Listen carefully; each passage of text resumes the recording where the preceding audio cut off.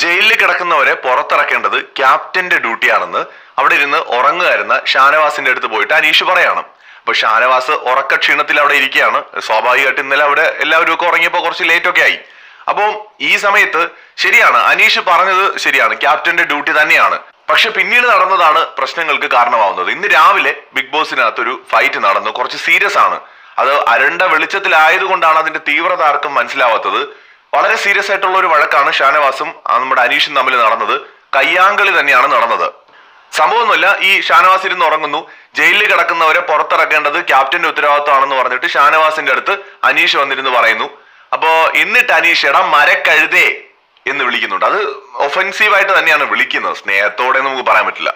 മരക്കഴുതേ എന്ന് വിളിക്കുന്നുണ്ട്. അപ്പൊ ഷാനവാസിന് കയറി കൊണ്ടു. ഷാനവാസ് അവിടെ ഇരുന്നൊരു തലേണെടുത്ത് എറിഞ്ഞു.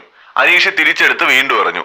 ഷാനവാസ് വീണ്ടും എറിഞ്ഞു. അനീഷ് വീണ്ടും എറിഞ്ഞു. ഷാനവാസ് അവിടെ ഇരുന്ന കസേര എടുത്ത് അടിക്കാനായിട്ട് ഓങ്ങുന്നു. എന്നിട്ട് വീണ്ടും അനീഷ് എടുത്ത് എറിയുന്നു. ഷാനവാസ് എറിയുന്നു. അങ്ങനെ തലയാണ് അവർ അങ്ങോട്ടും ഇങ്ങോട്ടും എറിയുന്നു. ഇതിനിടയിൽ ഷാനവാസ് കയറിയിട്ട് ഭയങ്കരമായിട്ട് റൈസ് ആയിട്ട് പറയുന്നുണ്ട്, ഒരു മര്യാദ വേണം, സൂക്ഷിച്ച് സംസാരിക്കണമെന്നൊക്കെ പറഞ്ഞിട്ട് ദേഷ്യപ്പെടുന്നുണ്ട് അനീഷിന്റെ അടുത്ത്. നീ അത് അർഹിക്കുന്നില്ല എന്ന് അനീഷും പറയുന്നുണ്ട്. ഇവിടെ ക്യാപ്റ്റൻസിയുടെ കാര്യത്തിൽ അനീഷിന് ഒരു ധാർമ്മികതയെ ഇല്ല ഷാനവാസിനെ പോയി ഉപദേശിക്കാൻ. കാരണം ക്യാപ്റ്റൻ എന്ന നിലയിൽ അനീഷ് ആദ്യ ആഴ്ചയിൽ തികഞ്ഞ പരാജയമായിരുന്നു. നമ്മളത് ചർച്ച ചെയ്തതാണ്. പക്ഷെ അനീഷ് പറഞ്ഞ കാര്യം ശരിയാണ്. ക്യാപ്റ്റന്റെ ഉത്തരവാദിത്തമാണ് ജയിലിൽ കിടക്കുന്നവരെ തുറന്നു കൊടുക്കുക എന്നൊക്കെ ഉള്ളത് ശരിയാണ്. പക്ഷെ അതിന് പറയേണ്ടതിന് ഒരു രീതിയുണ്ട്. അല്ലെങ്കിൽ ഒരിക്കൽ പോയി പറയാ പിന്നെ പോവാ.